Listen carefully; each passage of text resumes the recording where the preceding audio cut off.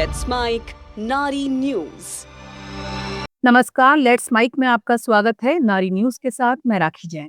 आज हम नारी न्यूज में बात कर रहे हैं उस बदलाव की जो ना तो अचानक हुआ और ना ही शोर मचा कर आया, लेकिन जिसने ग्रामीण भारत की लाखों महिलाओं की जिंदगी की दिशा बदल दी। ये कहानी है सेल्फ हेल्प ग्रुप्स की, यानी स्वयं सहायता समूहों की, जिनकी शुरुआत छोटी सी बचत से हुई, लेकिन जिनका असर आत्मनिर्भरता, आत्मविश्वास और आत्मसम्मान तक पहुंचा। ये कहानी उन महिलाओं की है जो कभी अपने घर की चारदीवारी से बाहर फैसले नहीं ले पाती थी, लेकिन आज बैंक, बाजार और प्रशासन तक अपनी बात मजबूती से रख रही हैं। ग्रामीण भारत में लंबे समय तक महिलाओं की मेहनत दिखाई तो देती थी, लेकिन उसकी कोई आर्थिक पहचान नहीं थी। खेत में काम करना, पशुओं की देखभाल, घर गृहस्थी संभालना और बच्चों को पालना, ये सब महिलाओं की जिम्मेदारी थी। लेकिन इन सब का कोई मूल्य तय नहीं था। पैसों के मामले में वो पूरी तरह निर्भर थी। छोटी सी जरूरत के लिए भी या तो परिवार के पुरुष सदस्य पर निर्भर रहना पड़ता था या फिर महंगे साहूकारों के चक्कर लगाने पड़ते थे। बैंक उनके लिए दूर और डरावनी जगह थी और कर्ज अक्सर शोषण का कारण बनता था। इसी पृष्ठभूमि में सेल्फ हेल्प ग्रुप्स का विचार सामने आया। ये विचार बहुत साधारण था। कुछ महिलाएं मिलकर एक समूह बनाएं, हर महीने थोड़ी थोड़ी बचत करें और उस बचत को एक ताकत में बदलें। आमतौर पर 10 से 15 महिलाओं का एक समूह बनता है, जहां हर महिला अपनी क्षमता के अनुसार छोटी रकम जमा करती है। ये रकम बैंक में जमा होती है और धीरे धीरे समूह की साख बनती है। इसी साख के आधार पर समूह को बैंक से कर्ज मिलता है। महिलाएं अपने छोटे व्यवसाय, खेती, पशुपालन या घरेलू उद्यम शुरू करने में लगाती हैं। सेल्फ हेल्प ग्रुप्स की असली ताकत सिर्फ पैसे में नहीं है, बल्कि साथ आने में है। जब महिलाएं एक दूसरे के साथ बैठती हैं, अपनी समस्याएं साझा करती हैं और फैसले मिलकर लेती हैं, तो उनके भीतर एक नया आत्मविश्वास पैदा होता है। जो महिलाएं पहले बोलने से झिझकती थीं, वो समूह की बैठकों में अपनी राय रखने लगती हैं। धीरे धीरे ये भरोसा उनके घर और समाज में भी दिखने लगता है।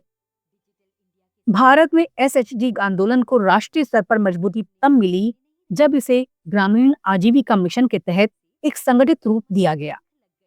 आज के ताजा आंकड़े बताते हैं कि देश में करोड़ों महिलाएं स्वयं सहायता समूहों से जुड़ी हुई हैं और ये दुनिया का सबसे बड़ा महिला आधारित सामूहिक नेटवर्क बन चुका है। इन समूहों ने न केवल महिलाओं को आर्थिक रूप से सशक्त किया है, बल्कि उन्हें बैंकिंग और वित्तीय व्यवस्था से भी जोड़ा है। सेल्फ हेल्प ग्रुप्स के जरिए ग्रामीण महिलाओं ने पहली बार बैंक खातों को अपना माना।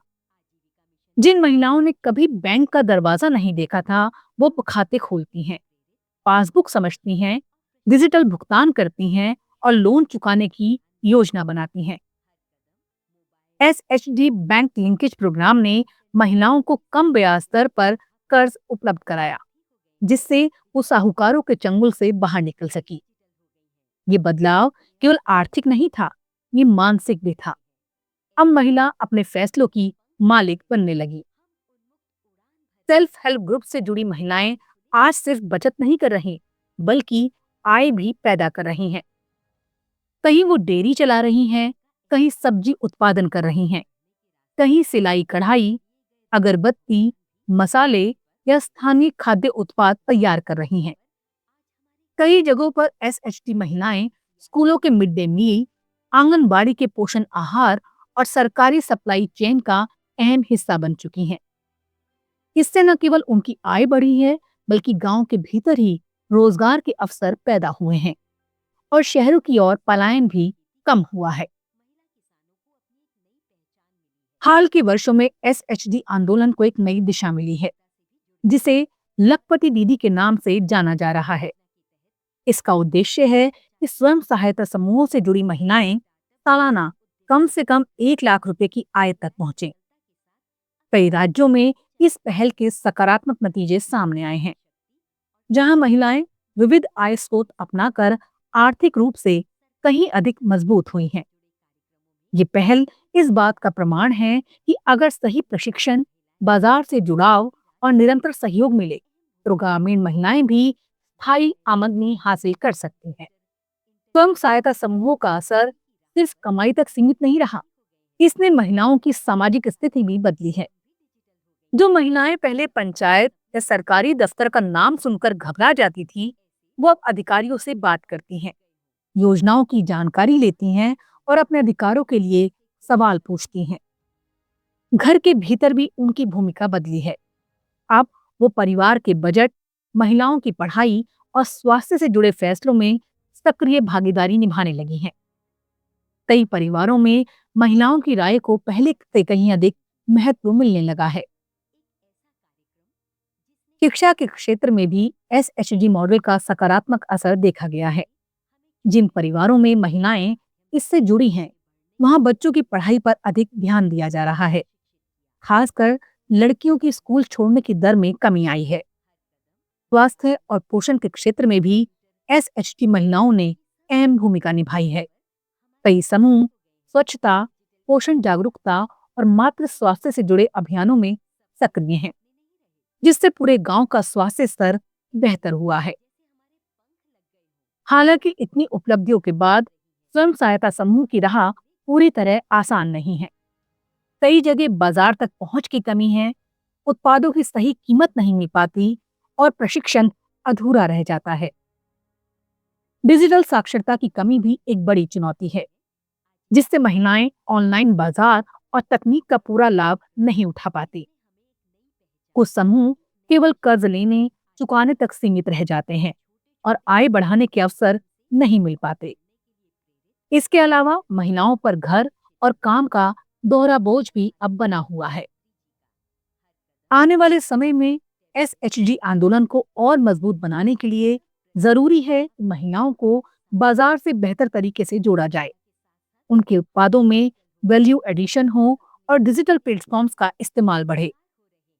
महिलाओं को केवल उत्पादक नहीं, बल्कि उद्यमी और नेतृत्वकर्ता के रूप में तैयार करना होगा। इसके लिए सरकार, बैंक और निजी क्षेत्र को मिलकर काम करना होगा, ताकि ये सामूहिक ताकत स्थायी सफलता में बदली जा सके। स्वयं सहायता समूह ने ग्रामीण भारत की महिलाओं को सिर्फ पैसे कमाने का मौका नहीं दिया, बल्कि उन्हें आवाज, पहचान और आत्मसम्मान दिया है।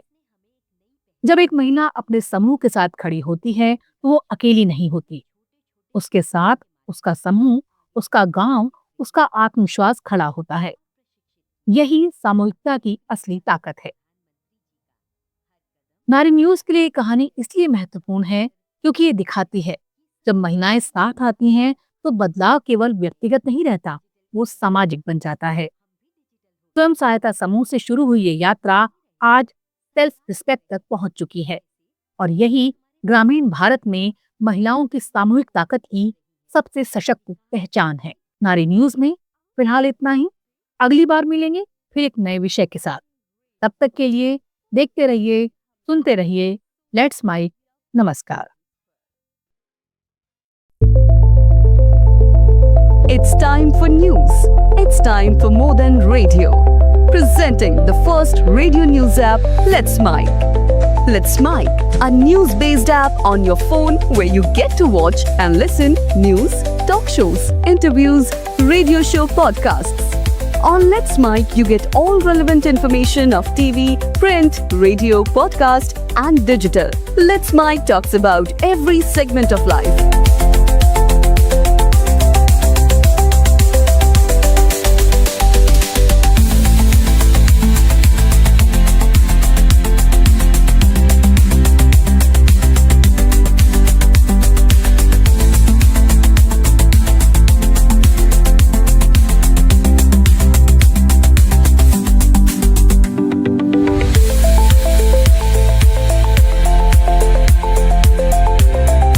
Download the app now from Play Store. Available both on Android and iOS mobile phones. Follow us on YouTube, Instagram, Twitter, LinkedIn, Facebook, Telegram, WhatsApp, Snapchat. Let's talk, let's connect, and let's mic.